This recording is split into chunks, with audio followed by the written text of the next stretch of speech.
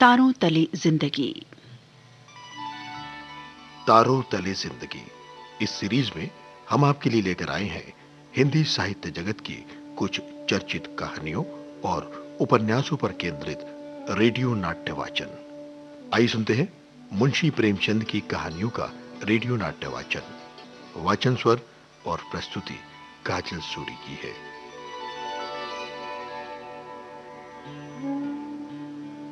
कहानी माता का हृदय।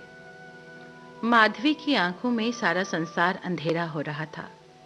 कोई अपना मददगार ना दिखाई देता था। कहीं आशा की झलक ना थी। उस निर्धन घर में वो अकेली पड़ी रहती थी और कोई आंसू पोंछने वाला ना था। उसके पति को मरे हुए 22 वर्ष हो गए। उसने ना जाने कितनी तकलीफों से अपने बच्चे को पाल पोस कर बड़ा किया। वहीं जवान बेटा आज उसकी गोद से छीन लिया गया। और छीनने वाले कौन थे? अगर मौत ने छीना होता तो वो सब्र कर लेती। कितना होनहार बालक था। यही उसके पति की निशानी थी, उसके जीवन का आधार, उसकी उम्र भर की कमाई। वहीं लड़का इस वक्त जेल में पड़ा ना जाने क्या क्या तकलीफें झेल रहा था। और उसका अपराध क्या था? कुछ नहीं। विद्यालय के अध्यापक उस पर जान देते थे। अपने बेगाने सभी उसे प्यार करते थे। कभी उसकी कोई शिकायत सुनने में नहीं आई। लेकिन कुछ लोग उससे जलते थे और इसी डाह के कारण उसके खिलाफ एक षड्यंत्र रचा गया। जिले में एक भयंकर डाका हुआ। आत्मानंद के घर की तलाशी हुई। कुछ पत्र और लेख मिले जिन्हें पुलिस ने डाके का बीजक सिद्ध कर दिया। लगभग 20 युवकों की एक टोली फांस ली गई। आत्मानंद उसका मुखिया ठहराया गया। शहादतें हुई। इस बेकारी और गिराने के जमाने में आत्मा से ज्यादा सस्ती और कौन वस्तु हो सकती है? बेचने को और किसी के पास रह ही क्या गया है? सारे अभियुक्तों को सजाएं दी गई। आत्मानंद को सबसे कठोर दंड मिला, 8 वर्ष का कठिन कारावास। माधवी रोज कचहरी जाती, एक कोने में बैठी सारी कार्यवाही देखा करती। जब आत्मानंद को सजा सुना दी गई और वो माता को प्रणाम करके सिपाहियों के साथ चला गया तो माधवी बेहोश होकर जमीन पर गिर पड़ी। जब से वो होश में आई है उसके हृदय में शूल सा उठ रहा है। अब अपने जीवन का केवल उसे एक ही लक्ष्य दिखाई देता है कि वो इस अत्याचार का बदला ले। अब तक पुत्र उसके जीवन का आधार था और अब बदला लेना ही उसके जीवन का आधार होगा। जीवन में उसके लिए कोई आशा न थी। इस अभागे बागची ने जिस तरह से उसे खून के आंसू रुलाए हैं, उसी भांति से ये उसे भी रुलाएगी। संध्या का समय था। लखनऊ के एक सजे हुए बंगले में मित्रों की महफिल जमी हुई थी। गाना बजाना हो रहा था। एक तरफ आतिशबाजियां रखी हुई थी और दूसरी तरफ मेजों पर खाना रखा हुआ था। और उसके बाद खाना खाकर सब चले गए, पर एक बुढ़िया अभी भी दरवाजे पर बैठी हुई थी। मेहमान चले गए, महफिल उठ गई, दावत का सामान समेट दिया गया, चारों तरफ सन्नाटा छा गया। लेकिन वो बुढ़िया माधवी अभी तक यहीं बैठी थी। मिस्टर बागची ने पूछा, बुढ़िया तू यहाँ क्यों बैठी है? तुझे कुछ खाने को मिल गया? माधवी, हाँ हजूर, मिल गया। बागची, तो जाती क्यों नहीं? माधवी, कहाँ जाऊं हजूर, मेरा तो कोई घर द्वार थोड़ी ही है।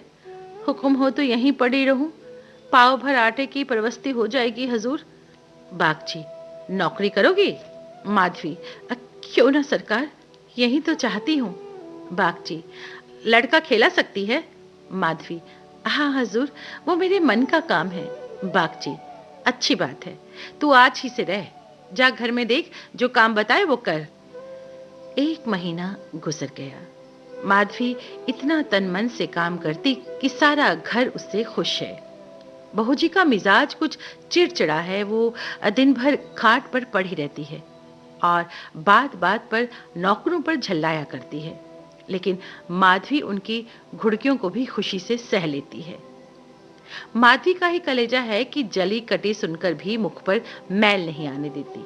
मिस्टर बागची के कई लड़के हो चुके हैं, यही सबसे छोटा बच्चा बच रहा है। माधवी से ये बालक इतना हिल गया कि एक पल के लिए भी उसकी गोद से नहीं उतरता। वो कहीं एक पल के लिए चली जाए तो रो रो कर दुनिया सर पर उठा लेता है। वो सुलाती तो वो सोता, वो दूध पिलाती तो पीता, वो खिलाती तो खेलता, वो उसी को अपनी माता समझता। माधवी के सिवा उसके लिए संसार में कोई अपना ना था। अपने पिता को तो वो दिन भर में केवल 2-4 बार देखता और समझता कि ये कोई परदेसी है। माँ आलस्य और कमजोरी के मारे गोद में लेकर टहल न सकती थी। केवल माधवी थी जो उसके स्वभाव को समझती थी। वो जानती थी कब क्या करने से बालक खुश होगा, इसलिए बालक को भी उससे प्रेम था। एक दिन माधवी ने कहा, बच्चे के लिए कोई तेज गाड़ी क्यों नहीं मंगवा देती?" मिसेस बागची ने कुंठित होकर कहा, "कहाँ से मंगवा दूं? कम से कम 50-60 रुपए में आएगी। इतने रुपए कहाँ हैं?" माधवी, "मालकिन, आप भी ऐसा कहती हैं?" मिसेस बागची, "झूठ नहीं बोलती। बाबूजी की पहली स्त्री से 5 लड़कियां और हैं। सब इस वक्त इलाहाबाद के एक स्कूल में पढ़ रही हैं। बड़े की उम्र 15-16 वर्ष से कम ना होगी। आधा वेतन तो वहीं चला जाता है। फिर उनकी शादी की भी तो फिक्र है। पांचों के विवाह में कम से कम 25,000 लगेंगे। इतने रुपए कहाँ से आएंगे? मैं इस चिंता के मारे मरी जाती हूँ।" माधवी चुप हो गई। माधवी को बालक से स्नेह होता जाता था। उसके अमंगल की कल्पना भी वो नहीं कर सकती थी।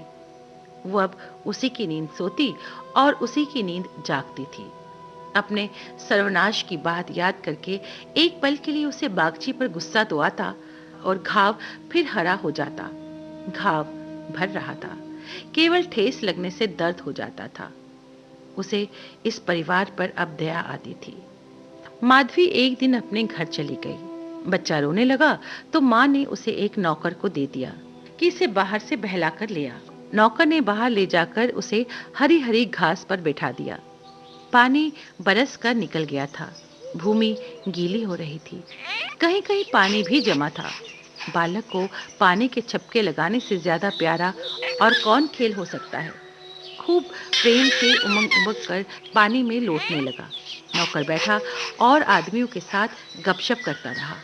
इस तरह घंटों गुजर गए। बच्चे ने खूब सर्दी खाई। घर आया तो उसकी नाक बह रही थी। रात को माधवी ने आकर देखा तो बच्चा खांस रहा था। आधी रात के करीब उसी गले से खुरखुर की आवाज निकलने लगी। माधवी का कलेजा सन्न हो गया। वो जल्दी से स्वामिनी को जगाकर बोली, "देखो तो अब बच्चे को क्या हो गया है? क्या सर्दी वर्दी तो नहीं लग गई?" "हाँ, सर्दी ही मालूम होती है।"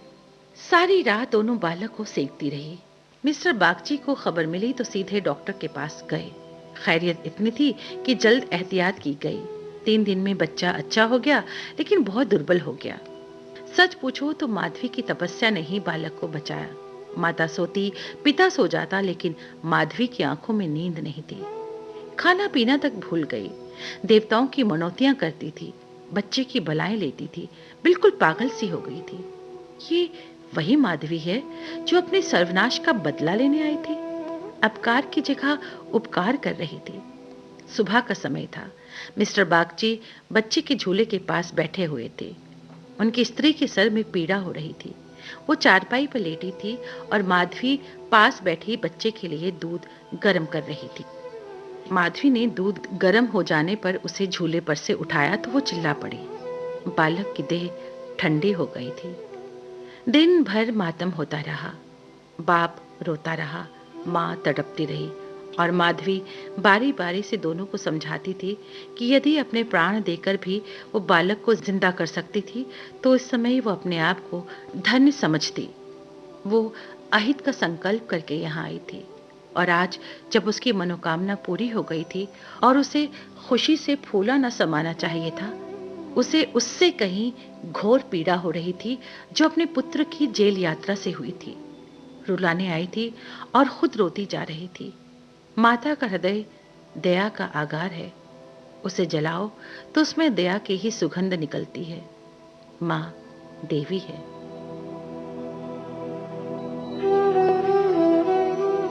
कहानी माता का हृदय। तारों तले जिंदगी इस सीरीज में अभी आप सुन रहे थे मुंशी प्रेमचंद की कहानियों पर आधारित रेडियो नाट्य वाचन स्वर और प्रस्तुति काजल सूरी की थी।